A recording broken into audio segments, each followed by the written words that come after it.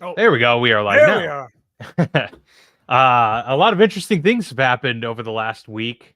Not, to toss aside a lot of the different news that's come out, but really, the New York Giants have somehow found a way to be in the NFL zeitgeist of conversation during this time of the season when they are a 3-win ball club. But here we are, Daniel Jones, first getting benched essentially, and then released from the New York Giants to start things off ahead of the week. So that was an interesting springboard mark into Week 12 here as we get ready for your Super Bowl plane debut here for the Debut. 2024 NFL season. Excited for that, and obviously a lot of talk about the playoff landscape and stuff. It was just kind of fitting that Daniel Jones and the New York Giants dominated the headlines at least before Sunday. Yeah, I would love to see where he ends up, and I would love to see him get a chance. I don't think that it's a one of these situations where he's going to be like a Baker Mayfield or a Sam Darnold, where all of a sudden he's just now way better. Because I think Brian Dable is a very capable offensive coach, but I think Daniel Jones is a lot like a Mitch Trubisky, where guys seem to like him. You saw his press conference where he was saying goodbye to the Giants team and media and all that. Stand up, dude. There's just Yeah. no reason why this guy isn't going to be a backup for the next 5 to 7, 8 years. I think he's got the perfect mentality for it, the perfect game for it too, like physical, can make plays with his feet. He could get in there and absolutely be maybe a spark for a team for a game or two. I'll be interested to see where he ends up. Maybe, just maybe, he signs. He keeps saying he wants to sign with a contender. Maybe, just maybe, he finds his way to, I don't know, San Francisco. San We Francisco, don't know what yeah. Brock Purdy's shoulder is like right now. That would be the Very ultimate true. Kyle Shanahan testing out his system. That's for sure. Yeah, no question. Yeah, that'd be very interesting. He's kind of starting to remind me a lot of Mitch Trubisky in many ways. Very athletic, He very got mobile, paid very though. Mitch likable leader. never got paid. Wow, that's very true. Yeah, yeah. But same archetype of a quarterback and someone that will probably last in the NFL for quite some time, just based on their pedigree, their leadership qualities, the fact that they've been there, done that Yeah. in many scenarios in the NFL. So yeah, Daniel Jones will have his place for sure. But the fact that the Giants didn't sign Saquon Barkley continues to be a topic of conversation every week as Saquon Barkley continues to dominate for the Philadelphia Eagles. Beast. Of course, that was a big storyline this week. We have, the Ravens staving off the Chargers in a really big battle. We have your Chicago Bears seemingly careening off of a cliff at this time. The Lions putting their foot down in the NFC. A lot of really cool stuff to get to this week. Let's jump into our Week 12 recap.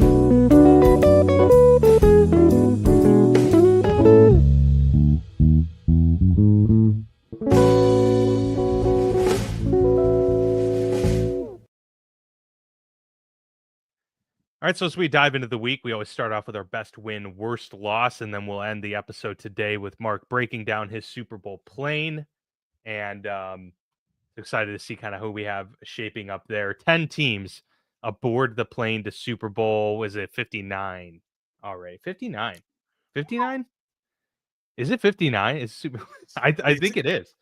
That's 59 or was 58. It's got to be one of the two. It is Super Bowl 59. Crazy. It's just like that seems like such a big number. Yeah, I had to do a double take for a second. I was the like, L Super Bowl seems just like it was just yesterday, the one with Peyton Manning, where they did, instead of the L, they did 50, the big 50.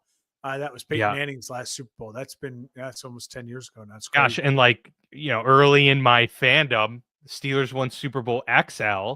That was 19 years 40. ago. So I was like, geez, wow, it's we've really come a long, long way since then. All right. I'll let you do the honors, Mark, and start us off with your best win of the week. EAGLES, Eagles over my Los Angeles Rams. I think there was something really special about this win for Philadelphia. They overcame some dumb coaching decisions. They also, I will say this, overcame a Rams team that was absolutely and not a must win, but they were certainly a very important game for them. Backs against the wall, prove it at home. The Eagles go all the way from Philly to LA. a Sunday night prime time, and they put a whooping on a good Rams team. Like, they're not an elite team, the Rams, but they are a very solid football team, and they just didn't seem like at times, especially in that second half, they belonged even on the same field with Philadelphia. Philadelphia is starting to look like the Lions as the only team that can maybe really embarrass you, like physically embarrass you, where at times it looks like when Alabama plays, the FCS school that they schedule in week 9 just to get a break. Yeah. I'll say this: Saquon Barkley right now, I legitimately think there's a real case for him to be the MVP of the football league. To me, no quarterback is running away with it, and the Eagles would not be where they are offensively without Saquon Barkley. And if you're Jalen Hurts and you're the rest of that Philadelphia Eagles team, it's making everything so much smoother by combining Saquon Barkley with that great offensive line. Credit to Philly's coaching staff and the rest of the offensive line. I mean, I thought losing Jason Kelce would be a real step back for them. I had them as about a 10-win team, winning the division, but at 10 wins. They're going to blow by that, and they're looking way better than I had projected them to, because I thought the loss of Kelce would mean this offensive line would become average, or just above average, and that Saquon would be New York Saquon, like about 1,200 yards, maybe a couple touchdowns, but not like he is right now. I mean, he's on pace for 2,000 yards. He's on pace for some really special numbers. Philly's defense, obviously very talented as well. Vic Fangio has got that unit rocking. I think it's the best win, especially because it's just on the road in prime time. And they've been flying a little bit under the radar the last couple of weeks. Now we have to respect and talk about Philly. That's the type of win it was. Quickly, I'll mention for the Rams, they're not out of it. They're lucky that the rest of their division, kind of fell apart this week.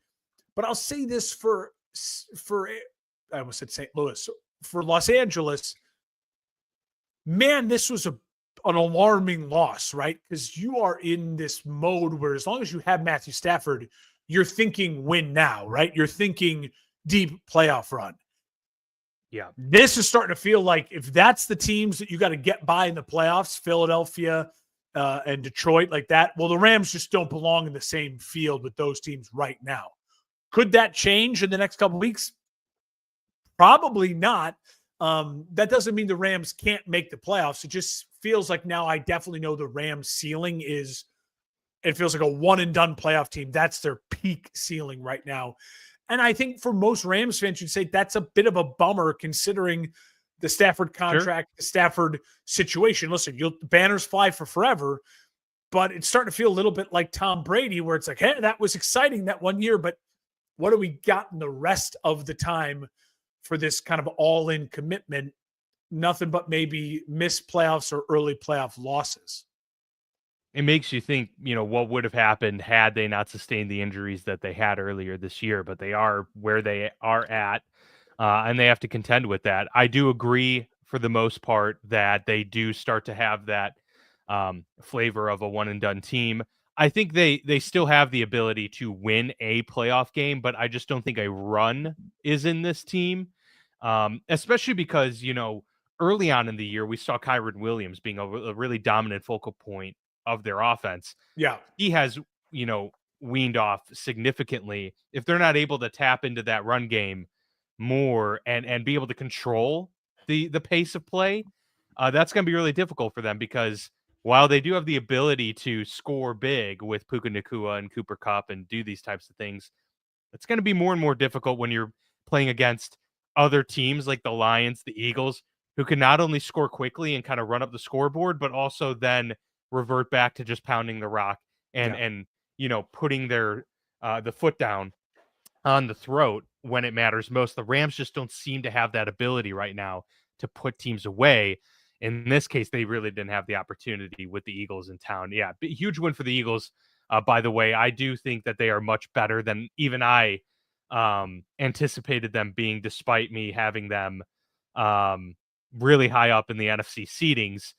before the year, I still didn't picture it looking like this. Yeah, I think at we this both point. picked them to win the division, and I think we both would Yeah, agree we didn't expect this. And credit to the players, and it looks like they're overcoming Sirianni in of itself. And I will say, Kellen Moore and Vic Fangio deserve a ton of credit. The coordinators. It feels a little bit like that Eagles Super Bowl run, where it's like Sirianni is just the figurehead at the top, but it's really being managed below him and with the players. And that was a recipe for success. Up until the final game of the season for that Eagles team. And it yeah. certainly could be again this year. Best win for me goes to the Baltimore Ravens. Monday night primetime game. Had a red hot opponent coming into town with Justin Herbert firing on all cylinders, with this team clicking. And the Ravens got a very hard fought win. Obviously, it was a battle that we all expected. This was gonna, somewhat go down to the wire. I think the Ravens really had a good return to form in this game in terms of, they got Derrick Henry involved. He goes for over 100 yards in this game. It wasn't the dominant, 3 touchdown game from Derrick Henry, but it was enough to where they were able to effectively perform the Chargers on the ground and win that battle. And then also just get enough done early to where they got themselves into like a little bit of a cushion there to where they felt that they could play their game. That's the thing with the Ravens, is when they get away from their script or away from their MO, that's when you can really catch them off guard. But they were able to stay on script. They didn't need Lamar to go off, and they still won, behind the feet of Derrick Henry, 140 yards for him in this game, and then spreading the ball around. This is the type of ball that we expect from Baltimore. And at the end of the day, I thought the Chargers looked really good for the most part. Like, Justin Herbert is playing well. There's just something about this team, and it's not just recency bias of the last 2 weeks. It's really felt this way for years, but certainly for even early portions of the season.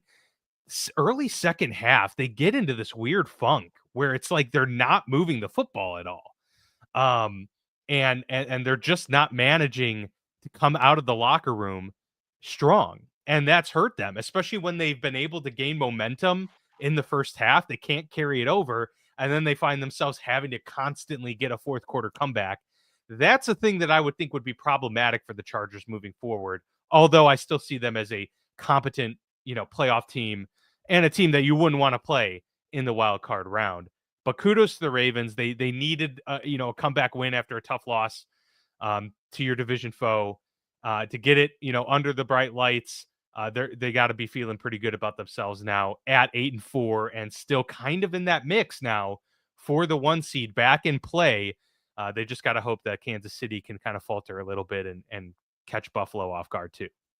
Yeah, I don't know if the 1 seed's in play, because they also have. Play, though. Well, listen, Kansas City beat them too, so they have the tiebreaker over them. So it's a lot. Sure. They got to make up a lot of ground in Kansas City. Fair. But I appreciate your sentiment. I will say this: it feels like Baltimore, as long as they're not playing Pittsburgh, they can hang with anyone. It's just, and they're alive in every game. But it's just when they play Pittsburgh, it feels like they just get all their sensors jammed or whatever. It feels like they an EMP pulse goes off and they're going back to the Stone Age.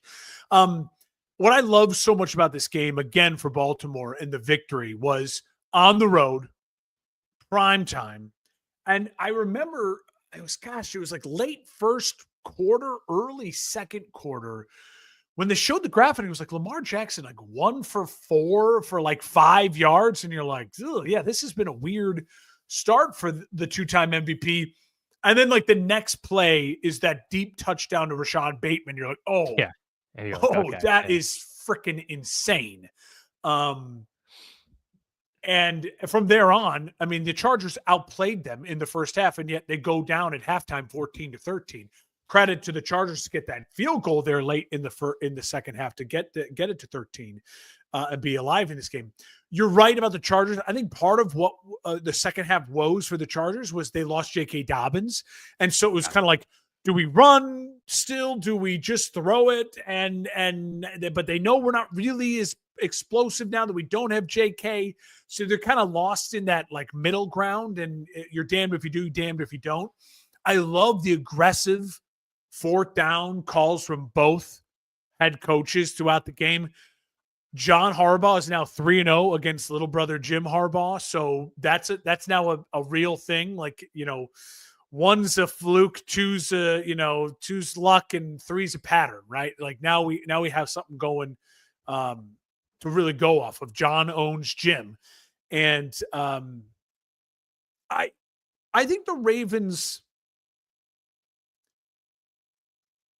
there's something I can't put my finger on as far as why I don't feel like still You're not super fully on high. board. Well, it's Yeah. because they lost to the Raiders. I still can't get that loss against Pittsburgh out of my mind. Now, I have them ranked higher than Pittsburgh in a power ranking today. Why?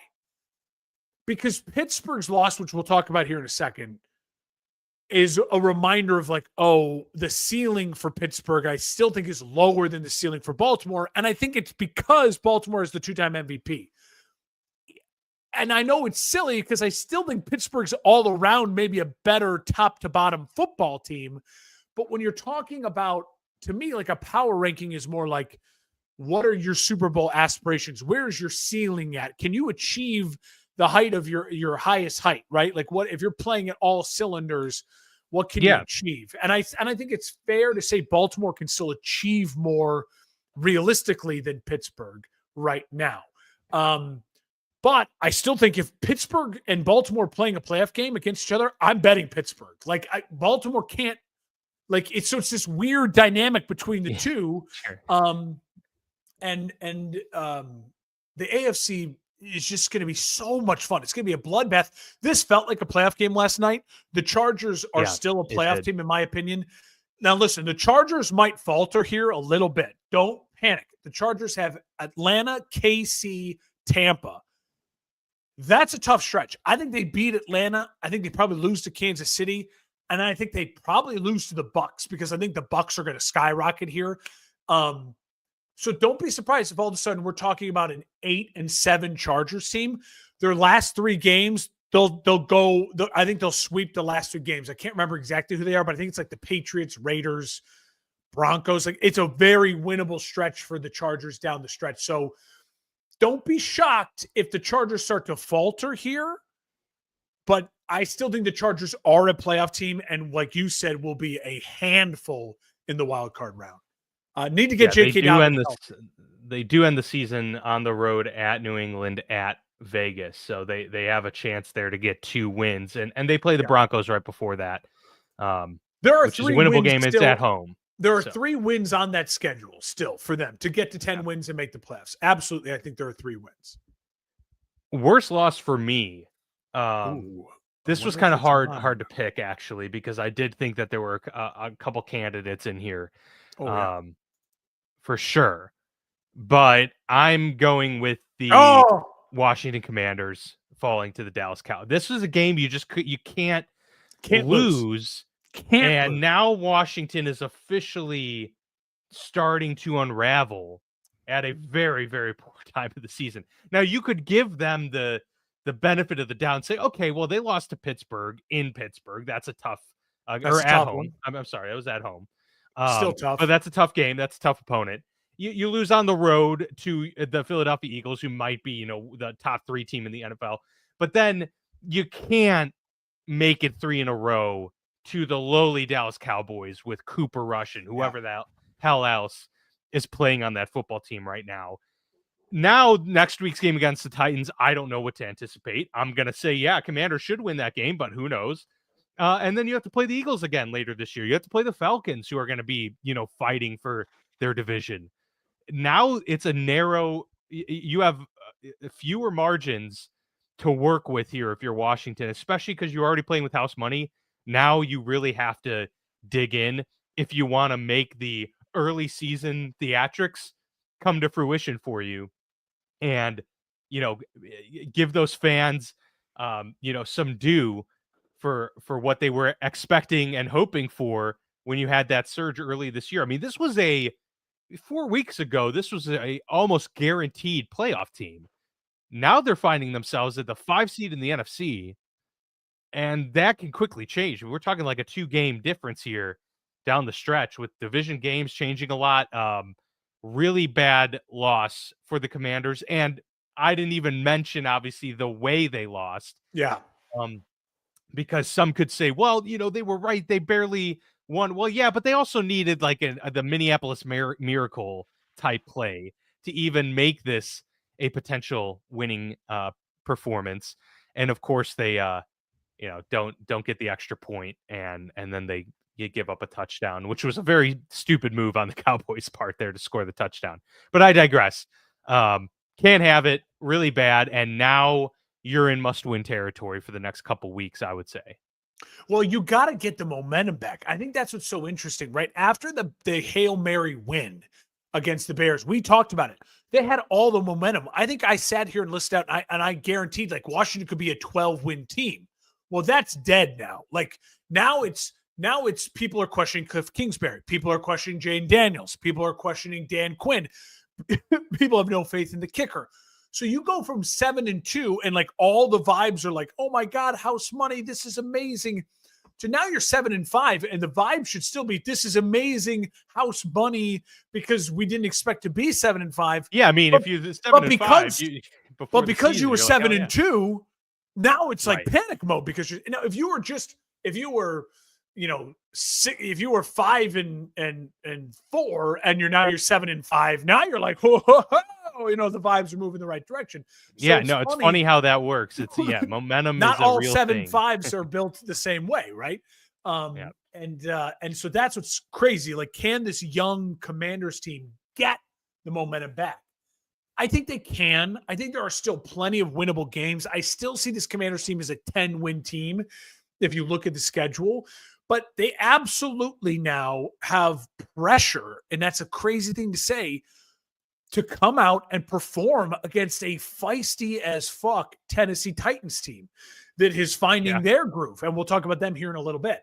I love this as your worst loss. I was hoping you would do this because I wanted to go a different direction, and I did. I'll just quickly say about the Cowboys. I also love this too because this just reeks of Jerry Jones being like, "Yeah, see, we're bringing back Mike McCarthy, and look at us, we're gonna and they're like, not going to get the number one. So bad, like it's just so. Yeah. I know it's so bad, it's hilarious, and as a Cowboys hater, it's funny. It's just really funny, but also good for Mike McCarthy getting your guys up and winning a game. Like he's doing what's best for him and the guys on that roster, and that's they had to be popping something bottles. To be said for that. And it's huge. There's absolutely something to be said against a division rival. My worst loss, Dan, the Arizona Cardinals on the road against Seattle. And I think it's for me, to me, why I didn't go Washington and why I didn't go Houston Texans, because I also think those were really bad losses. I think your Steelers loss is a bad loss. But all of those teams, Texans, Steelers, Commanders, I still think like the path to the playoffs is wide open still for them. Arizona had a chance to grab this division by the balls and say, yeah, you're mine now. Like, this is my division because of Rams lost, 49ers lost, and 49ers lost, and you could have beaten Seattle and had a legitimate 2-game lead on the entire division. And I get it. You're on the road. It's a divisional opponent. But to go out there and score 6 points and lay an egg like that, it's now, to me, it's just like I don't know who's going to win this division. And I honestly don't really care because I don't think whoever's going to win the division is going to make any noise at all in the playoffs. This is starting to feel like the opposite of a Chargers, the opposite of a Packers, the opposite of a Vikings, or a Lions, hell, because the Vikings could still win the NFC North, which any of those teams are like, fuck me if I have to play them in the first round. If you are any of the wild card teams, you are like, please, I want that 5th seed. That 5th seed is going to be so valuable. Like, I got to go on the road to LA or on the road to Arizona or on the road to Seattle or to San Francisco. I'm not afraid of any of those teams right now with their rosters, their health, and the way they're playing football consistently. If I was Green Bay, if I was Minnesota, honestly, if Detroit falters, you know what I mean? If you're Washington, battle for that 5th seed because your best chance to make it out of wild card weekend right now, in my opinion, feels like going through the NFC Is West. the NFC West. Maybe the NFC South too, because I don't trust unless the Bucks win it, because I think the Bucks are legit when they're healthy. They just had such an unhealthy stretch. I wouldn't want to play the Bucks versus going Baker's just balling out, and he's so much fun to watch. Well, It's yeah, the but now opposite, he's right? got a $12 million lawsuit underway. Did you see know. that? He sued I his dad's company for $12.2 million. Yes, Trouble yeah, in no, paradise. that Yeah. sucks too, because that's like one of those like family. Yeah, and with it's your family. gross. Yep. We've seen it That before. really It's blows. it's gross and it's hard. But I'll say so. Arizona, like, what a disappointment, right? Just as we were all kind of starting to believe in Arizona, putting faith in Arizona. Yep. That's why, to me, it's the worst loss, because you're now looking at everything just falling out of your hands. Now, they're not dead yet. They're still very alive, but they had a chance to vault themselves into the conversation of like a contender, and this thing is starting to be wrapped up. And now it's like, no, they're just right back in the slog, and I don't really know what to think of them. Credit to Seattle, though. Hell of a win by the Seahawks. It was almost my win of the week. I just thought it was more of a devastating loss for Arizona. Yes. But now Seattle, again, McDonald's defense balling out. Geno Smith and Jackson Smith and Jigba I think, is like top 6 in receiving yards. Like, he's having a season. Yeah. He's crushed. And he's getting like 12 targets a game. I mean, he's the stepped in guy. because DK had some injuries for the last couple of weeks, and he's just thriving. And it's the second-year receiver at Ohio State is just really, really, really coming into his own. Of all the great wide receivers from Ohio State, from Terry McLaurin to Chris Olave to Garrett Wilson, Jackson Smith and Jigba, Marvin Harrison Jr., Jackson Smith and Jigba might be the guy right now. You can make the case. And so credit to Seattle for getting that win. The NFC West it's like the Big 12 in college football right now. You're like, what are we doing? Who's going to take this thing? Who wants it? This was the number 2 worst loss. So it was right there. I'm in full agreement with you. And it was because of, as you said, how Arizona played. It was, they looked really bad and stale. Yeah, it wasn't like 27-24. You know what I mean? It was ugly. And here's the thing too, is like, I feel like we've got to hold Kyler to the same standard that we would a lot of other quarterbacks. Like, I've thought that he was a way better quarterback than I think most people give him credit for. At the same time, like, where are you, man? Like, this was a game where you had to step up, be the leader, lead your team to a victory here. There was a really, really bad pass that's intercepted. The pick six. It's just like they seem to wither, when things aren't going well. And, that's like they really, this team, while Kyler Murray's the most talented player on the roster, the team still kind of runs through James Conner and how productive he's able to be, which then dictates, if we're playing with a little bit of a lead because our run game was doing well, then Kyler can go off and have a great game. This was the game they needed. And now Arizona's in trouble because they go on the road to Minnesota next week. Then they come back to play Seattle. And then they end the season with the Rams and Niners.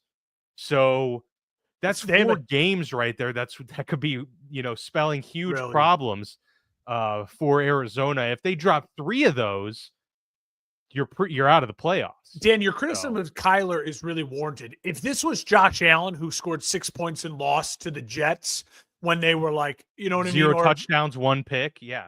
Like, if any of those things, if any of the big name guys, if they had this type of game, we would be wailing on them. If it was Lamar Jackson, we would be annihilating him. You know what I mean? You'd still have people saying, like, Bill Polian, he's a wide receiver.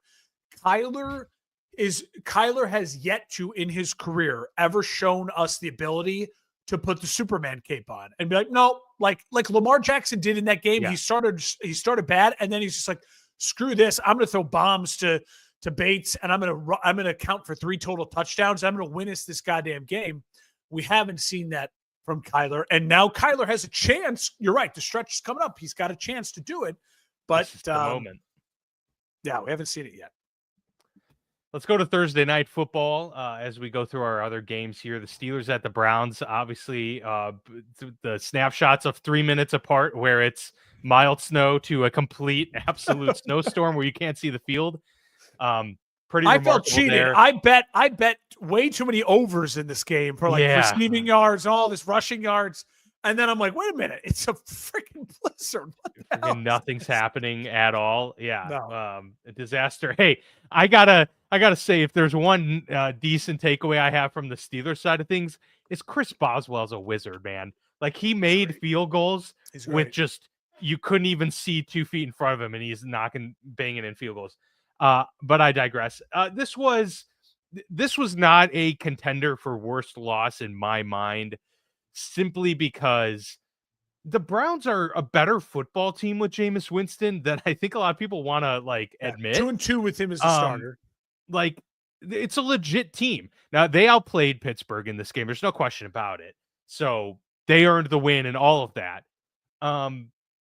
But it's just to say that this was a legitimate game. It wasn't a cakewalk game. The Steelers have struggled in Cleveland for years now. And then you tie that, you pack that in with, poor weather, a Thursday after Ravens week, an emotional AFC North tough battle on a Sunday. You have 3 days off, and then you got to go play another, divisional game in a snowstorm.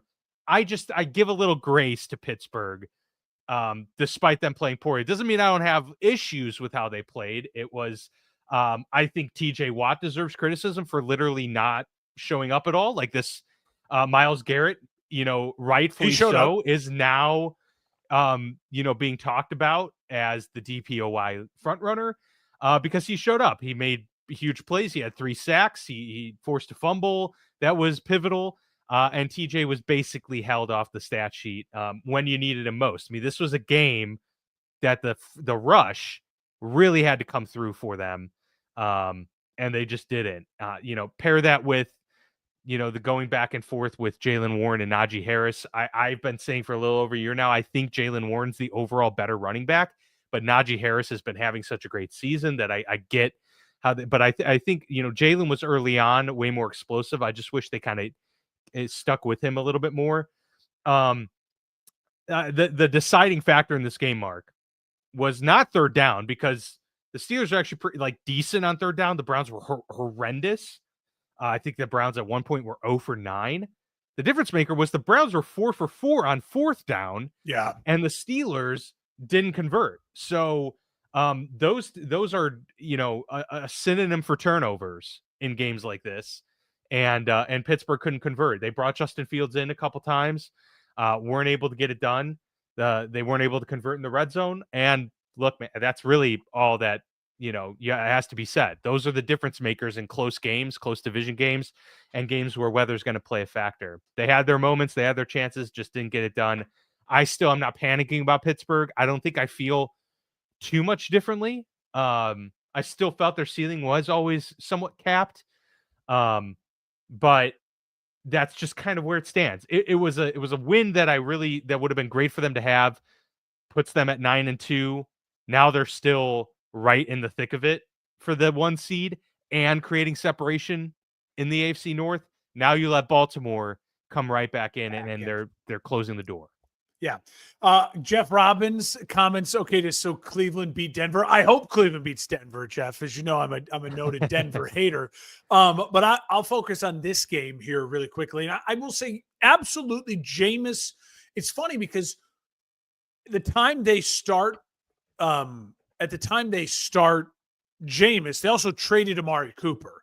So it's kind of like, we're going into tank mode. Well, they're 2-2 with Jameis, and he's unlocked the offense a good amount to where the offense is really viable to be a big play offense. This is a classic AFC North game. If you are in the AFC North and you are a home team and you are the underdog, you're winning the goddamn game. Like, that's the AFC North. It's insane. Yeah. The division is insane. It's like the most unpredictable and predictable at the same time. If you stick with the thought, home team is an underdog, they are going to cover or win. outright. Like that, it's just the way the AFC North goes. I think that why it was in contention for a worse loss for me, like what is I thought about it, is that to me, I truly think now this kills Pittsburgh's 1 seed dreams. I don't see It hurts. Kansas Hurts City going to 4 losses. I Well, think now that, Pittsburgh has to beat Kansas City. yes, Now they have exactly. to win that game. Yeah. Exactly. And that's so much extra pressure. And so Yeah. we'll see. I mean, it could be wrong, but that's why it was at least in consideration. They're not dead yet for it. So I didn't want to I'm not pressing the panic button. I'll just say this, Dan. I think you can agree with this as well. For Pittsburgh fans, I think you have a really good head on your shoulders with this, but you're seeing some stuff from Pittsburgh fans online and thinks it's like, are they forgetting, like, you haven't won a playoff game? When's the last time Mike Tomlin won a playoff game? It's been over 10 years. Like, this is 2017, but still, it's been 7 years since they won a playoff game. Like, that's a long time. And this is a Pittsburgh team that, like, let's just see. I'm a little bit holding like bated breath, right? Like, I feel good about it. They have a really good roster. They're playing really solid football with Russell Wilson. Russell Wilson is already, putting up the most touchdown passes for a Steelers quarterback since Ben Roethlisberger. Like, there's some really positive things going, right? Like, it's clearly they're a force. They're not like a throwaway. But I'm in this kind of see it to believe it mode still with Pittsburgh. The great thing for Pittsburgh is they have a ton of big games coming up to prove us all right or wrong, right? Like like I said it 2 weeks ago. That's the thing is, like, Pittsburgh has to beat a really good team late in the season that's not in their division. Like, that's kind of always what they've had to do, and they haven't done it in recent memory. Yeah, absolutely. Like, they beat the Chargers, but they beat the Chargers in week 3 of the NFL season. It's a different Chargers team now than it was then, and so is Pittsburgh. But, like, Pittsburgh needs to beat the Eagles. They need to beat the Chiefs. Yeah. Like, they need to win one of those games for me to feel confident, because they can, even if they beat the Bengals twice and they beat the Ravens again, that'll be really good. And yes, they'll win the division. I won't feel as good as if they lost 2 more division games, but beat one of Philly or Kansas City. That's really fair. I think that's really fair. Can I add this caveat too? Or at least when you're winning the game, show me you can win in a different way. Right now, it still feels like Pittsburgh wins kind of one way, right? Where it's like Russ hits a deep ball, Russ doesn't turn it over, and TJ Watt goes off, or the Steelers defense goes off. Show me you can win in a real shootout, or show me you can win with 300 yards rushing on the ground. You know what I mean? Show me you can win with something else offensively. Just dominate. Yeah. Or just win a blowout. Beat a team 35-7. You know what I mean? Like, show me something in that world. Right now, we're seeing them win close games and divisional games, and it's like, okay, so again, it's that bated breath type of thing. As for Cleveland, I absolutely think Cleveland can play spoiler down the stretch. I think they're fun. They are playing with house money. And you see a lot of guys now in this team that just feel like they're playing loose. Like the bad man's out of the room, and they're just, Jameis is so crazy and he's so weird. I think they're just having fun. Hey, can I say something about that real quick? And it's gonna sound like crybaby Steelers fan, and that's fine. I don't mind. This obsession with Jameis Winston has me completely puzzled. I do not understand it. People are fawning over him because it's such a feel-good story. Do we forget that one, he has a pretty rough sexual assault history himself? Yes. And stolen goods, right? He defended Deshaun Watson enthusiastically in the locker room just this year. Yes.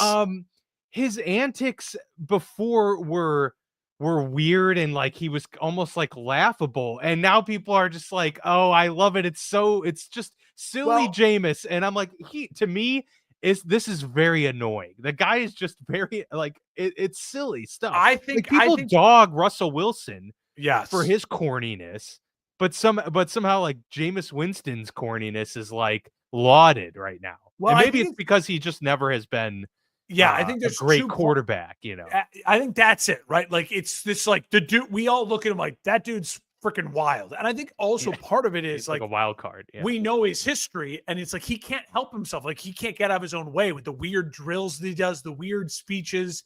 He's just weird. And it's just, and so it's kind of like you're watching this like odd train wreck all the time. And he throws crazy picks and he just airs it out. Like I think it's just like, I think the obsession is just like, it's fun to have a guy in the league like that where you're just like, that dude is wild. Like he's dumb. I guess that's fair. And the fact that he's starting now puts him more it on display. And I didn't like the defending Deshaun Watson stuff, but I don't hold that again. It's like that weird, like, what is he supposed to say? Like, it's tough. But he went all in on it. I agree.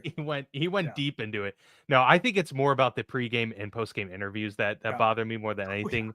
Where he'll sit there for a 10-second pause to do this deep reflection and like make it very grandiose. And then he talks like Kamala Harris, where he's just like saying, "What are you saying?" Yeah. No, it's just it's silly and it's funny, but I just had to say that. The Vikings win 30-27 in overtime in the most, again, unfortunately, Bears way possible. Except this time, I will say the tides were turned a little bit because you have a quarterback that at the end of the game got them into the position that they needed. And they got the field goal that they needed at that time too. It was just obviously in overtime where things went to shit, but there were plenty that went wrong during the game too. I'm not gonna, lament too much more about this one.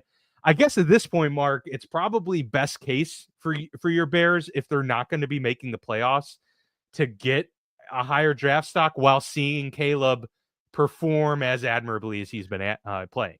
Oh, listen, at this point in time, this is the outcome you want, right? You want to win one or two of these. It feels like felt like Justin Fields 2 years ago, right? Like you want to win one or two of these just for his confidence. But Dan, I don't know how you can sit there and watch that game and tell me that is not the best performance from a rookie quarterback we've seen this year. Like, Dan, the throw to DeAndre Swift down the sideline. I'm not exaggerating when I truly believe there is only two people in the NFL that can make that throw. Maybe three with Josh Allen, because we've seen Josh Allen do some wild. Herbert makes him like wild. See, but Herbert, I understand, but like the way his body contorts, he jumps in the air, completely facing the sideline. I mean, watch that. Yeah. It's almost unnecessary, and it's like insane. It's so natural to him. Before I slob too much on Caleb, can I just say this too? The sack in overtime is you can't take that sack. You got to throw the goddamn. No, that was bad. You can't take that sack.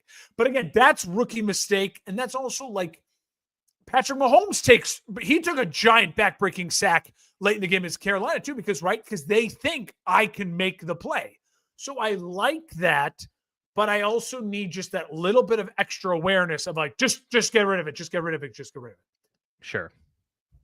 Caleb Williams' fourth quarter stats this season, he's completing 67.3%, almost 700 yards, 5 touchdowns, 1 interceptions, and a 95.6 passer rating.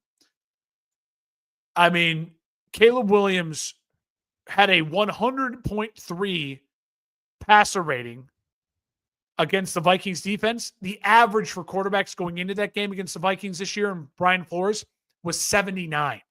So he had the best game against that Vikings defense all year. And I think there's something to be said for that. Now, I also love these stats because these are the stats that are getting Matt Eberflus fired, right? The Vikings on that final drive in OT had a 2nd and 17, a 1st and 15, and a 1st and 20. They converted all of those.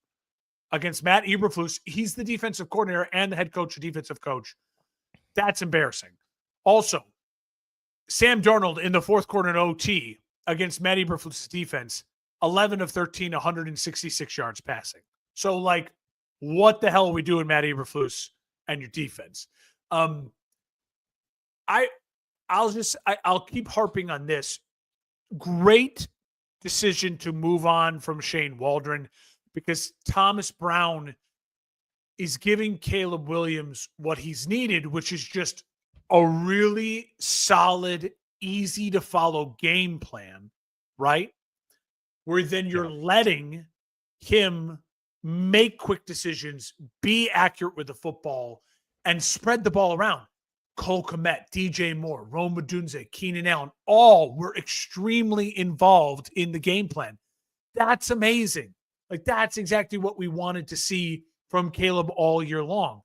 Also, the offensive line, credit to them, they have gotten healthier over the last couple of weeks. And again, they are playing congruent football. I don't love that Caleb Williams was the leading rusher for the team. I don't know why they couldn't run the ball. That's killer. And Thomas Brown needs to take some criticism for that. I know everyone is loving on Thomas Brown right now. I'll say it again. To me, I would not fire Matt Eberflus during the season. I truly don't want the Bears to fall in love with Thomas Brown. I think they should interview Thomas Brown for the head coaching job in the offseason. That's fine. But the Chicago Bears as an organization need an alpha male leader. I don't know if that's Ben Johnson. I don't know if that's Mike Vrabel. I don't know who that is. I don't know if that candidate's out there. But the Chicago Bears are such piss poor organization, like the Detroit Lions were. They need an alpha male. I don't know if it's an offensive alpha male. I think Andy Reid's an alpha male, and he's an offensive guy. Dan Campbell's an alpha male. He's an offensive guy. I think offense guys can be alpha males. I think Kyle Shanahan's an alpha, and he's an offensive guy. So, or maybe it's a defensive alpha male like a Bill Belichick or someone along those lines. But they need someone who can look the McCaskies in the eye and be like, "What the fuck are you talking about? Let me handle this, right? Like, I'm the coach." Ryan Poles just will the McCaskies ever hired. And that's the thing, right? Like, someone like Ryan Poles, I think, is willing to. And I think Ryan Poles, again, people who are so critical of Ryan Poles deserves some criticism for letting Shane Waldron get hired. He deserves some criticism for the offensive line, because he took a lot of credit in saying, I think the offensive line is the best we ever had. And it was so piss poor the first couple of weeks. So there's criticism there. But the dude has nailed the draft for the most part. You know, obviously every draft you have a stinker or two. He's the architect behind one of the greatest trades of all time. Yes. So including giving you your franchise quarterback that you've been potentially searching for your entire history of the Chicago Bears franchise. People who are like, he didn't fire Eberflus. If you truly think that Ryan Poles was like, I want Matt Eberflus this year, he was told he couldn't fire Matt Eberflus. I guarantee it. He was told he couldn't fire him, and he did not hire Matt Eberflus. So I'm fully on board. I'll keep saying it for the rest of the season. Right now, losses are okay. I'd like to win one or two, right? Like to win one or two, get Caleb, Juju. Like, we don't need it. We don't need like the number one pick, right? Like a top 10 pick in that 10, 12, 11 would be great. Ditka does not have a kid. I think Ditka's also like, his health is like really declining. So let's all say a prayer up for the coach.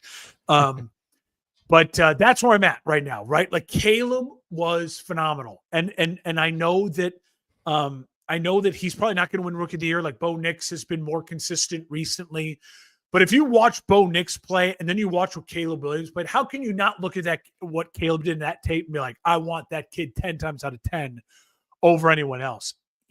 How does Brock Bowers? I don't know where he's at on that. Yeah, list, he should be in terms of production. He should be offensive Rookie of the Year. Bowers, especially with dealing with the quarterback carousel. Absolutely, it's a great point. So I'm a optimistic Bears fan this morning, because again, and I said it before the season started, if the Bears were 7-10, as long as Caleb Williams looked amazing, that's all that matters. Right now, Caleb Williams is back on the amazing train, like he was in that Jacksonville game and in the weeks leading up to those wins.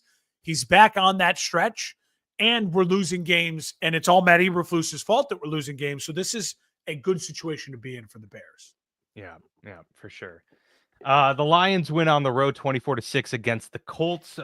Nothing new here. It's No. the Lions doing what the Lions do. And, Sonic and Knuckles continue to dominate. So good. And, man, it's just the Lions are really good. And their Yeah. defense is really good. And the Colts again, it was a smack in the face. Like, all right, you're not built to win playoff games. Maybe you could sneak into the playoffs, but you're not built to handle the upper echelon. I don't need to talk about the Lions. They're amazing. You know my thoughts on them. I'll say this about the Colts. I think this is a discussion. I just want to introduce this. And I think it's a discussion we can have a ton of time later in the season and after the season. I think the Colts are officially, as of right now, I wouldn't draft a quarterback. I'd run it back with Anthony Richardson. I'm very unsold right now on the top quarterbacks in this upcoming draft. Yeah. I'm starting to do that homework as the college football season's winding down. And if I'm the Colts, I'm looking to be like, Anthony Richardson's ceiling is still, to me, way higher. And I don't want to tie my franchise to a new young kid versus Anthony Richardson right now, where he's not even played a full 16 games yet as an NFL starter. Right. Like, exactly. He's not Cam Newton. I think we thought he really could be Cam Newton. Cam Newton burst on the scene and was winning football games. Anthony Richardson is bursting, but there needs to be still a lot of refinement. I still think he can get there. And I right now, if I was a Colts fan, I would be leaning towards a full offseason of health and growth and building this team, because the AFC South is still so very winnable, and you don't have to pay him anything still for another couple of years. Yep, this is very true. Another team that if their record was different at this point of the season would have been in contention for best win. Dolphins beat the Patriots 34-15, and I say that not because it's against the Patriots, but because the Dolphins have weathered the storm this year. And win pretty convincingly here against their AFC East opponent. Unfortunately, Mark, it seems like it's a little bit just too little, too late type of thing. The Dolphins obviously could theoretically make a push here late in the season to get to the playoffs. And so if they do end up getting there, I'll probably look back at this week and see the momentum that they started to build for themselves as being a crucial point in the season. Right now, it still seems like they might be just on the outskirts, but they are right now, the number 8 team in the AFC. They could, find themselves pushing them into the wild card. But yeah, I just think their offense is so much different when Tua's in there. Here's the thing. 4 games back with Tua. They lost their first 2. They've won 2 in a row. They have momentum. This is the week. Thursday night in Lambeau Field. Now that's the game, right? Like if the Miami Dolphins could go to Green Bay and win on Thanksgiving night, then we have to legitimately take the Dolphins seriously. We said this 2 weeks ago, right? When we were playing all these games out. This was the linchpin game. Love the win. Love the win for the Dolphins. Listen, the Patriots, Drake May, I think is the guy. I think he's going to be a very, very solid quarterback for them. I think if you look around that division, if you're the Bills, you're looking at that going, that's the guy I think we really got to worry about coming for the crown in the next couple of years, because he's big, he's strong, he's mobile, he can make all the throws, and he seems like a smart kid. Will the organization support him correctly? That's what we have to figure out with this version of the Patriots. But for Miami, yeah, it all hinges on this week. Can you go into the cold? It's going to be cold in Green Bay. I think Thanksgiving Day in Chicago, I was looking at the temperature. It's going to be like highs in the mid-30s. So I can only imagine what it's going to be up in northern Wisconsin. So that's the game. Like, that's the game. Can Miami compete in the cold at Green Bay? If they win that game, then I don't think there's any reason why we don't start talking about Miami as absolutely a wild card team. What their ceiling is, I don't know. But that's the linchpin game for them. Good, and kudos to them for winning this game to put them in a position to be like, all right, because the Bears-Lions is going to be trash on Thanksgiving, and the Cowboys-Giants is going to be uber trash. It looks like so at least make this a game to look forward to. Drew Lock might actually start for the Giants because of an injury. When that to DeVito, that would be good because I think it would mean a more competitive game.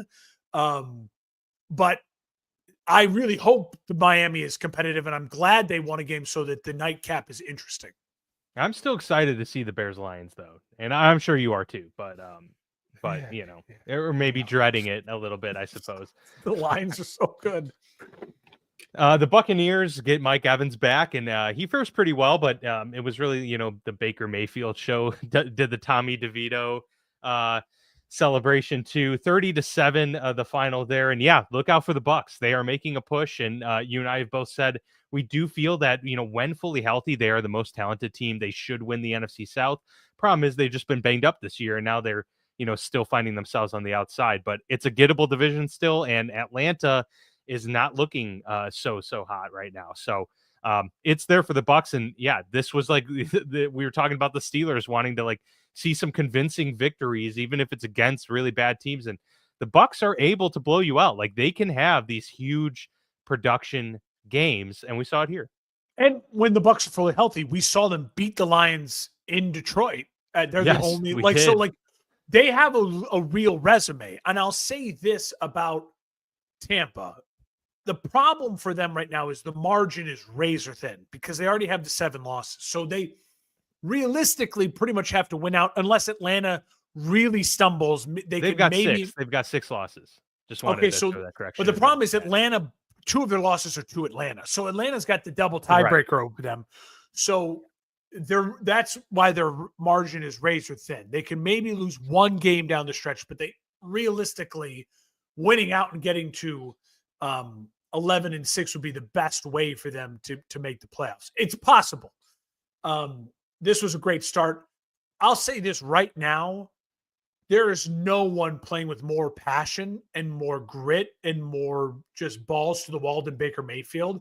I'm happy for him. I was the biggest Baker hater, and it was more my hate against Bo Nix, right? It's the same type of hate where it's more like, what are you doing? Like, I just never could see in my mind that being a guy who can elevate a poor franchise to the upper echelon. He's not a 1-1 talent. Baker in a situation like this, surrounded by a ton of talent in a winnable division, is really fun. But if all of a sudden,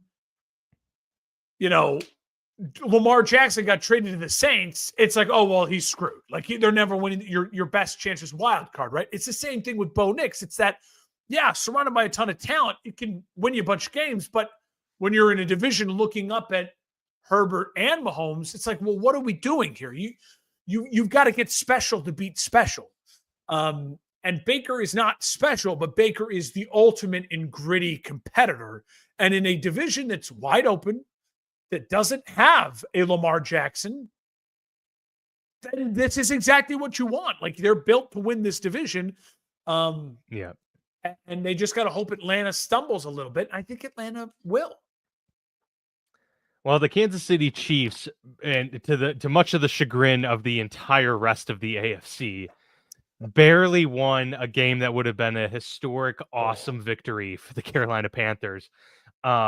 Obviously, they come away, and I still say a lot of people would take away that it was an embarrassing output for the Chiefs and all of that stuff. Well, at the end of the day, look, sometimes you find yourself in a trap games. It's any given Sunday, and they still found a way to win. Like I thought it was impressive. Actually, I was like, once again, the Chiefs show even when a team has everything put together and they're at their home venue and the deck is now stacked against you, still found a way to win the football game. I thought this was impressive for the Chiefs, and they scored 30 points in the victory. It's not like it was a 13-12 win or something of that nature. I will say on the flip side for the Panthers, I thought this was awesome for Carolina. Like Bryce Young looked best game really as a good. Pro. Best game as a pro. And the last few weeks, really, since he came back from being benched and knocking the rust off, he's looked a lot different. It was like that reset that maybe got him to a baseline. Now, am I going to say he's the franchise quarterback? We don't know that yet. I'm not sure.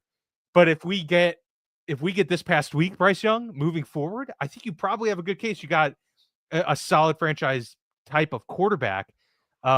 I thought it was an encouraging play from him. And at this point, if you are Carolina, okay, it's just like the Bears. You got a really encouraging loss in terms of the performance you got out of your young quarterback and what it foretells for the future. Hopefully they can stack those types of performances from him. But I thought this said a lot about Bryce in terms of battling. You could have withered easily. It's the Kansas City Chiefs. Like that's a tough Yeah. front. He stood in there, took some shots, made some great throws. But all in all, Chiefs ran like now I'm convinced they're getting the 1 seed because if they didn't lose that game, then they're just not they're not losing enough. It was They're not going. It's not going to a happen. total trap game, and they survived it. I will say the Panthers are in that same category I just talked about with the Colts, where I'm like, we're going to need to examine some of these teams that we 5 weeks ago thought absolutely you're going to draft a quarterback. I think the tide is turning for some of them. And again, we don't know how the season will end. It could end in disastrous, whatever. But a lot of it is my lack of faith in this current draft class of quarterbacks, but and veteran free agents. I don't think there's going to be that many guys where I'm like, ooh, they could be on the market, right? Sure. I'll say this about Kansas City. At what point do we need to start honestly saying, like, he's the best player in football? He's only got one MVP. I feel like Patrick Mahomes might be the MVP of this season right now. Look at what Kansas City offensively has had to deal with, right? They lost their star running back. They had to pick a guy up off the street. Travis Kelce is clearly aged. He's hit that like Gronk never even hit the like fall off a cliff numbers wise. And part of this because Gronk didn't play as long. And Gronk, whenever he missed time, it was like, oh, he's missed time from injury. Travis is never like, I'm missing 5 games. It's just like, oh, he's much more mortal right now. You have go into the season with Hollywood Brown and Rice, and neither of those guys have played like at all this season. You throw in Juju, you make the trade for Hopkins. He's throwing touchdown passes left and right to Noah Gray. I know the interceptions are the thing that maybe you're going to kill him for right now in his case, but I think they're going to be the 1 seed, and they have some big games here down the stretch. You look at that schedule, they got some big teams still left on that schedule. If you want to pull it up really quick, if they win out and he doesn't turn the ball over and throws more touchdown passes, at one point in time do we have to remember, like, okay, this is the best player in football, and maybe let's not overthink it. Let's get him a second MVP. Like, let's not be dumb and give the MVP to Joel Embiid. Okay, it's still Jokic. Like, you know what I mean? Like, sure. Like he beat Lamar Jackson. Like he beat, you know what I mean? Like, yeah, he lost to Buffalo, but like that was at Buffalo, but he's beaten everyone else and he's putting up some good numbers. And I don't know exactly what he's dealing with right now. I think would be really hard for a lot of other guys to deal with.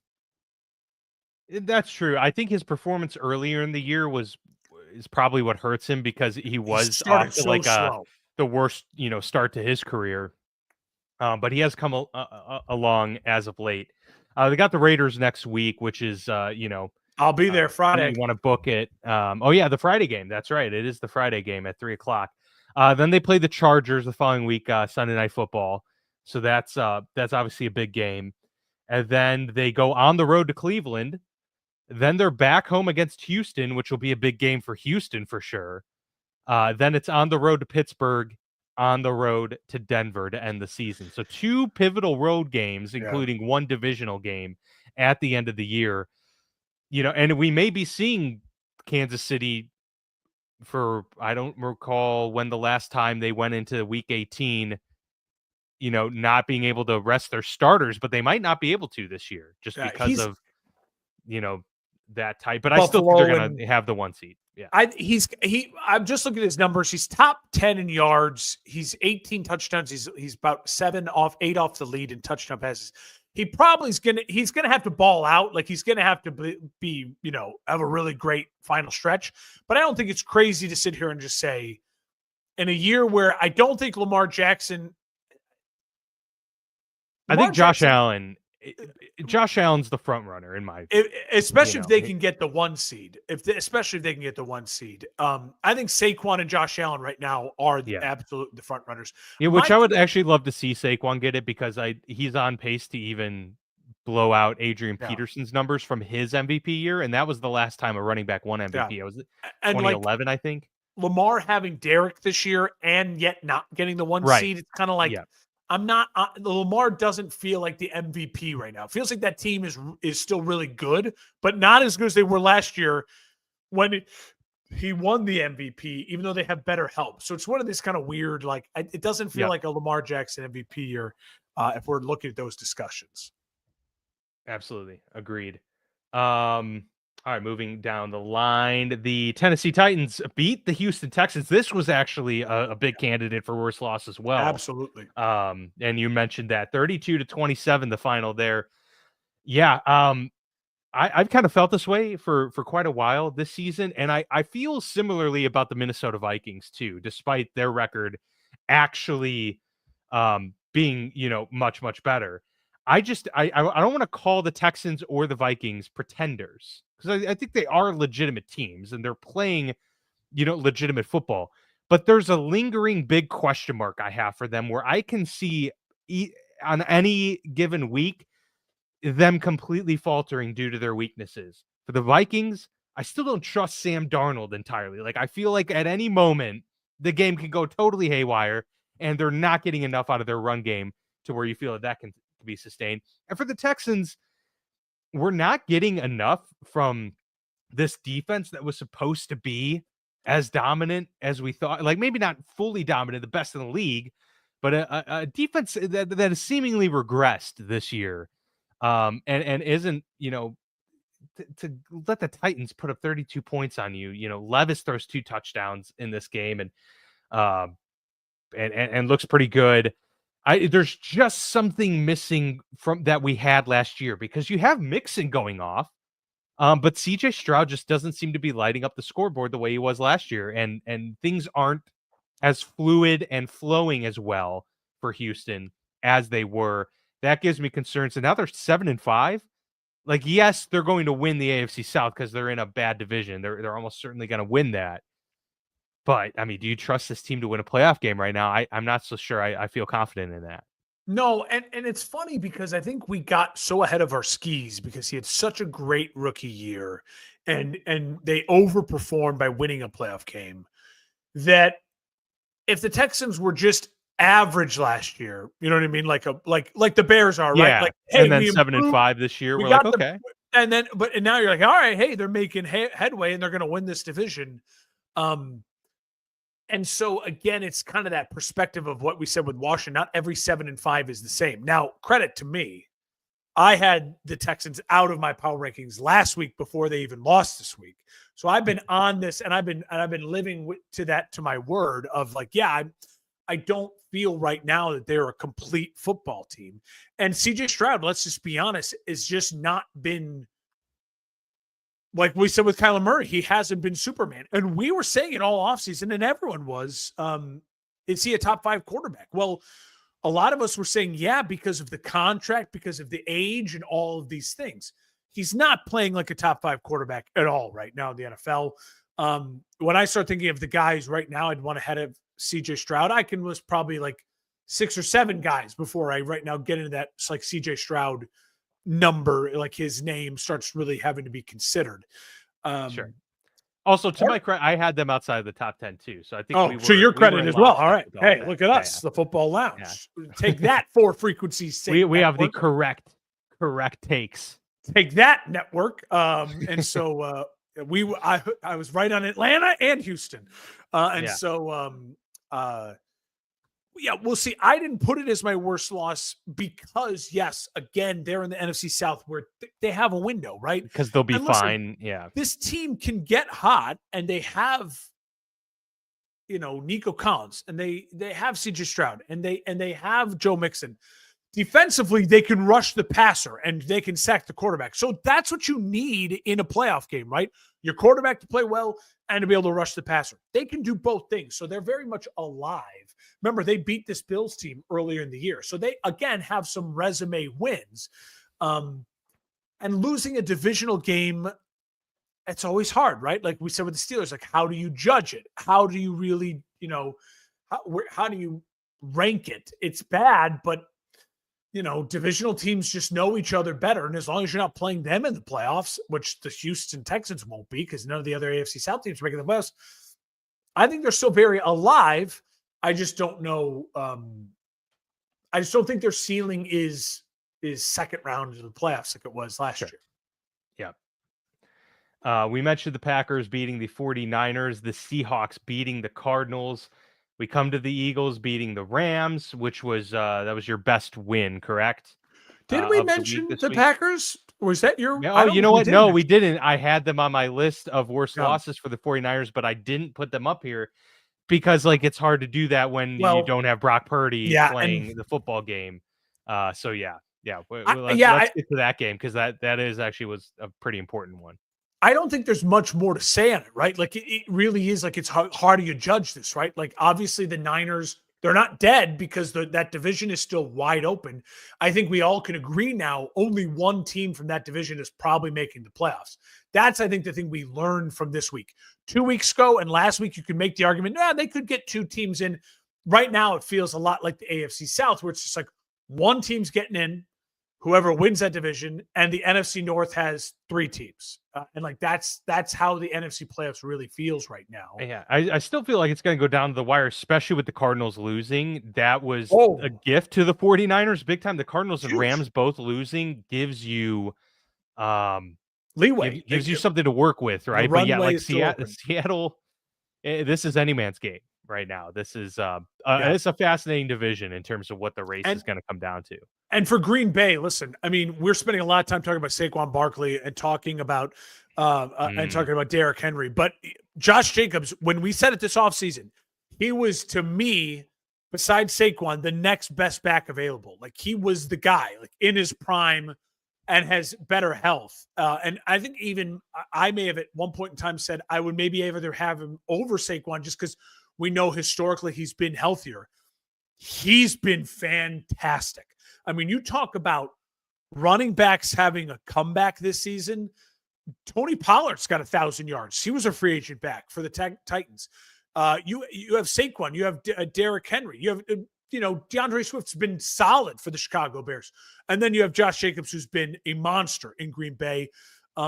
Green Bay, I think they've done something that Pittsburgh hasn't done yet.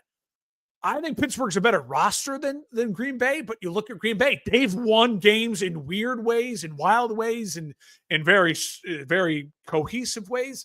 A lot of it is quarterback play, but a lot of it is just the system sometimes shows up for them. And I give them credit for winning that game when they could have maybe overlooked the Niners because they're starting a backup quarterback. No, they beat the doors off them with the backup quarterback. Yeah, and I mean, look, I got to eat a little bit of crow here, being the one that was pounding the table for the 49ers. Not enthusiastically, not saying that they were going to be a top 5 team in the NFC, but just one that I really felt was making the playoffs, and I know that they still can, and I still think they're a talented team. And of course, a lot of this was before I really thought they were going to beat Green Bay. That was before I found out, Brock Purdy wasn't going to be playing. That just hurt them tremendously because really I thought this was the game for them to be able and the way they lost, I'm not so sure that Brock Purdy would have, turned this game into a winning performance for them. But they really needed this one because they're going on the road to Buffalo next week. They have to play the Bears the week after that. Like with that defense, that's going to be really tough. Then they play the Rams, the Dolphins, Lions, Cardinals. They have no room to breathe now. And I really thought that a win this week was going to help kind of set them up for that run to maybe go 500 the rest of the way. I don't know. Now they're starting to stack losses and look, I mean, hey, it depends. I know they're talking about Brock Purdy potentially being available for this upcoming week, but shoulder injuries are a weird thing. And Brock hasn't been playing well this year. He really hasn't. They've done 2 MRIs and they haven't found anything.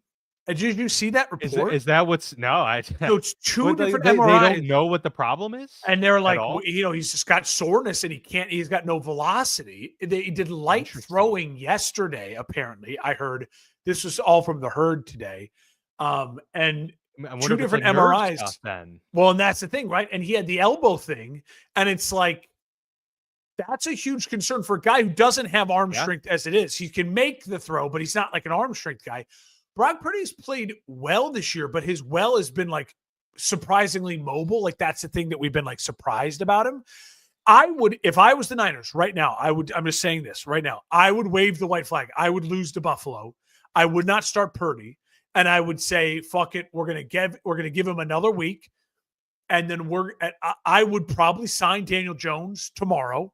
I would bring him into just to have a guy and then start Kyle Allen this week. Don't throw Daniel Jones to the wolves, but like bring him in. And then if Purdy is healthy, you go with him in 2 weeks from now against the Bears and you try to win out and you just say, fuck it. We just got to win out from there. And if they win out from there, they probably would still win the division because they have all the divisional games they have. Oh, sure. And that stretch. And if Purdy that way, if Purdy shows any weakness, then you roll with Daniel Jones, like, and you have him in your system, right? And you say, maybe Shanahan can work some magic. That's what I would do. Now, if you don't want to sign Daniel Jones, that's fine. But I would still sit Brock Purdy this week. I would not force him back against Buffalo, on the road against Buffalo in the cold. There's just that's not a winnable game, even if you're rolling. That's a tough game. With your reeling and you have an injured quarterback who's got a shoulder injury against a really aggressive Buffalo defense. Don't do it. They are a broken down, tired football team in so many ways. I mean, George Kittle's been lumbering more and facing injuries. McCaffrey, since coming back, has not been the same. No. Debo isn't producing. Debo's the shell of himself. These are guys that needed to step up when the team needed them the most in these last few weeks, and it just hasn't happened. And Ayuk was supposed to be the old football team. Ayuk was supposed to be the guy, and then he tore his ACL after he gets hurt after having a bad start to the year because he was a noisy diva all off season. It's just been a mess, and there's so much adversity. There's only so much adversity that you can overcome in one football season. It's the reason why I picked them to not win the division at the start of the years. I at some point in time the wheels were going to fall off. Trent Williams is old, And I didn't love the noise of the offseason. I did not think it was going to be this, where they are in like Hail Mary their mode. defense hasn't been very good. It's probably because they've been on the field more often. They get tired. But like they're not even the saving grace for the team. Yeah, Fred Warner they could use, hasn't been someone himself. To take over. Yeah, he hasn't been himself, and it's just it feels like they need a reset. Tale. It feels like they need 3 first-round picks that they haven't gotten over the last couple of years. Right? Yeah, no kidding. They could really use that. But what about Ricky Pearsall, by the way? I know the guy got shot, earlier this year. But even that was you just need producers. He was early second round. But I'm just saying, where's your production coming from? You got high draft pick guys, you got but that's the thing, though, these stars, and it's just not happening. This is the Trey Lance trade. Honestly, it's finally caught up to them. Like they could use 3 more like young stud players on this team, right? Like another stud offensive lineman, a young first-round defensive lineman, and maybe a young first-round corner to like add juice and youth that are like stars, and they don't have them, and it's because of that trade. And that trade really did nothing for them because they got lucky with Brock Purdy in the 7th round, but like that's just the results. It's that is coming back to haunt them at this point in time. Yeah, it really is. No, that's very true. The final game we get to, then we'll get to your Super Bowl playing real quick. The Broncos defeat the Raiders 29-19. Bo Nix setting a rookie touchdown record for Denver as they win by 10 in this game. Yeah, I mean, I gotta admit, Bo Nix has been looking good in recent weeks. He's played really well. I don't think I have many definitive statements about most of these rookie quarterbacks, but he's certainly playing with the best of them right now. No, I mean, that's the main takeaway is like that marriage with Sean Payton is definitely working the way that the Wilson-Payton relationship wasn't. No, and it's exactly what we said all offseason. He got his guy, and he's coaching his guy to just be his guy, and it's all system play.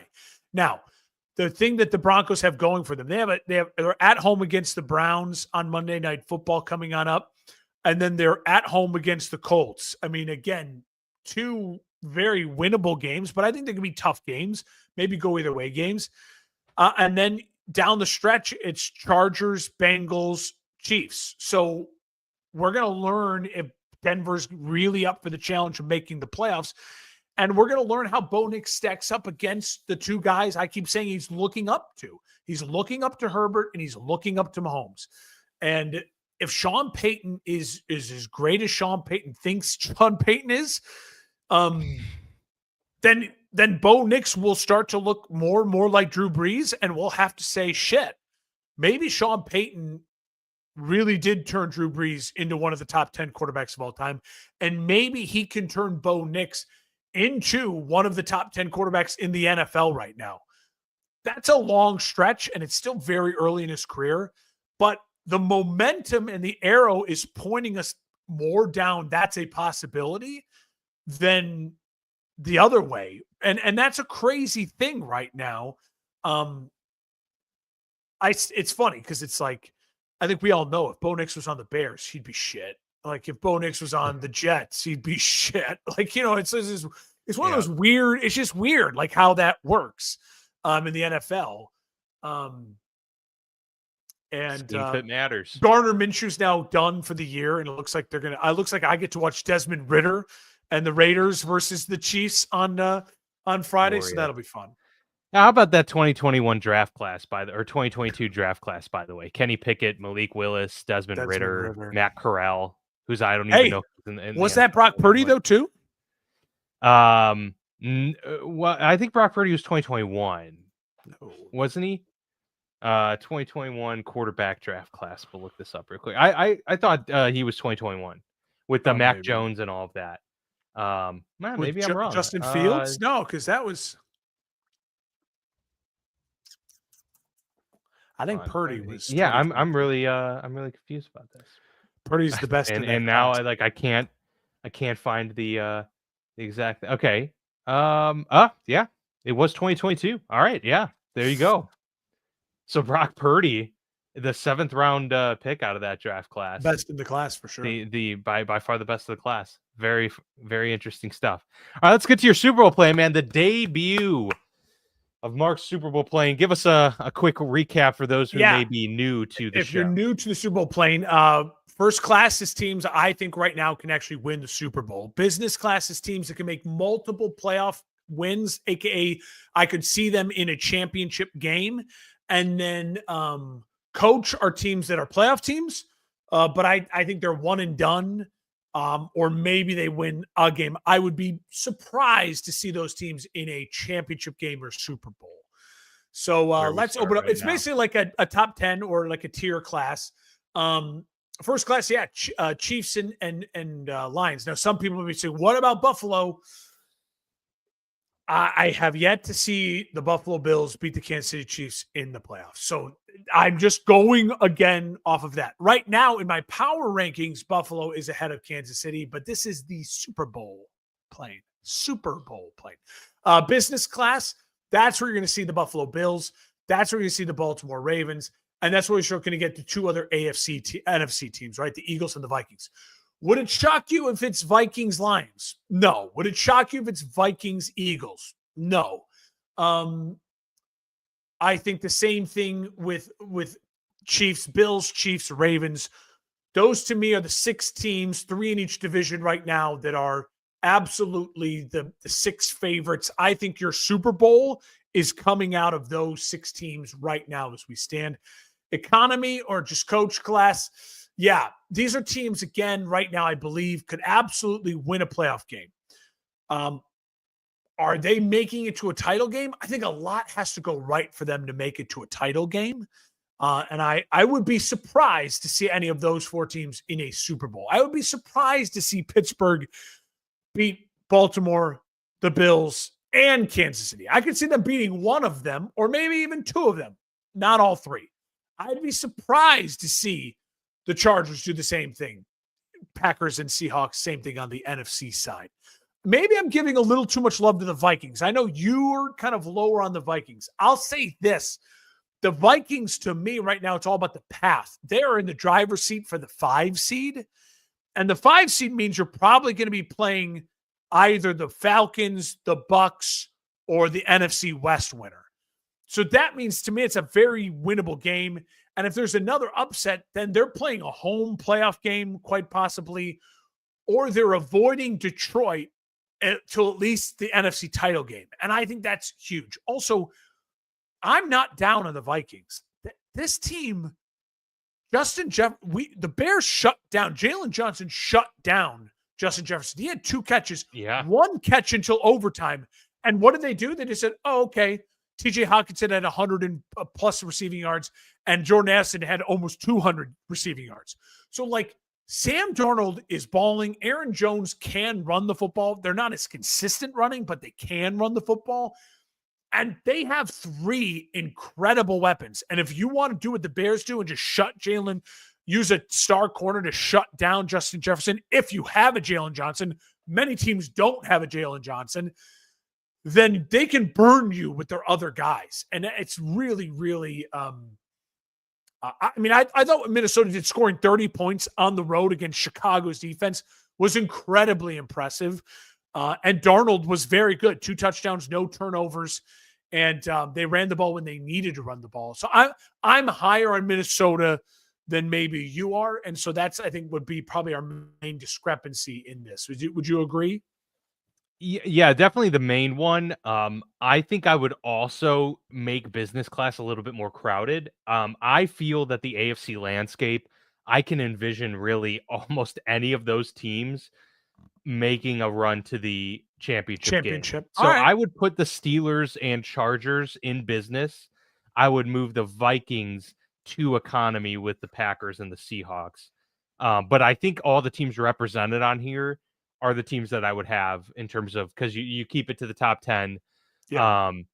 So I think that makes more sense. But I think a couple of these teams, the Steelers and the Chargers, have a little bit more money for that business class seat. I would give you the Steelers. The Chargers is hard, dude. That was basically a playoff game last night, and they lost at home.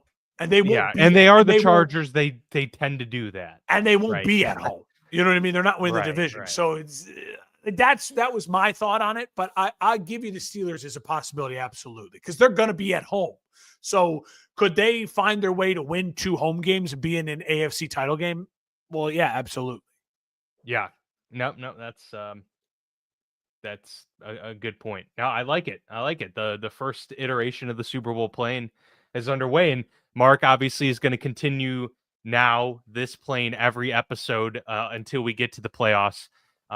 So we'll get to see how the things shift and how the landscape kind of moves. Seattle barely snuck in there. Seattle's just kind of like, hey, man, they are balling. I think they're making a case there. Again, being a top 10 team, and that was a good win. I put them in over the AFC and the NFC South winner because at this point I feel like if you win the NFC West, you're going to be a little more battle tested to where you could win a home playoff game.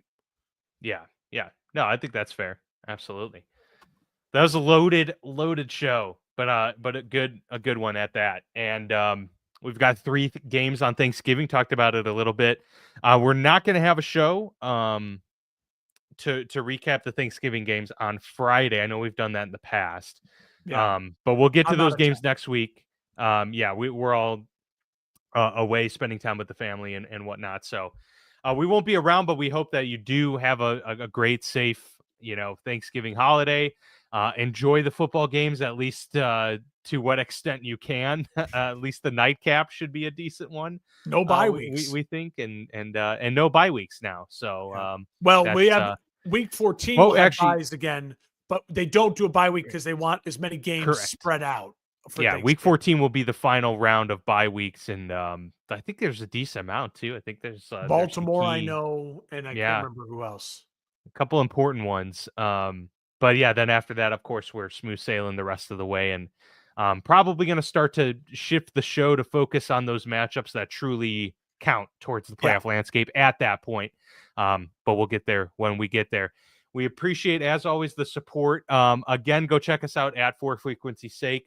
That is our podcast network here at the Football Lounge.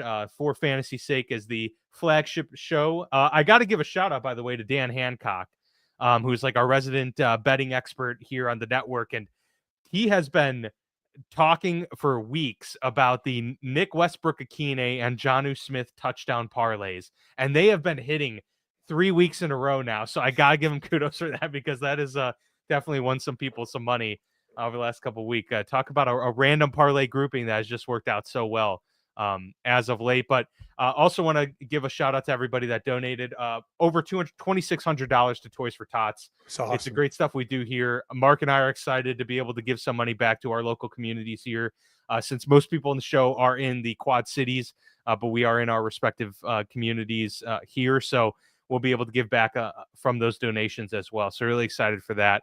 Again, you can find us at FB Lounge Pod wherever you get your social media. We're out there. And, be sure to give us a like and subscribe here on YouTube if that is where you prefer to watch. It really helps us out in the algorithm. But that will do it for us here on the Football Lounge with Mark and Dan. We will see you back here next week with some Thanksgiving recap and a full Week 13 slate.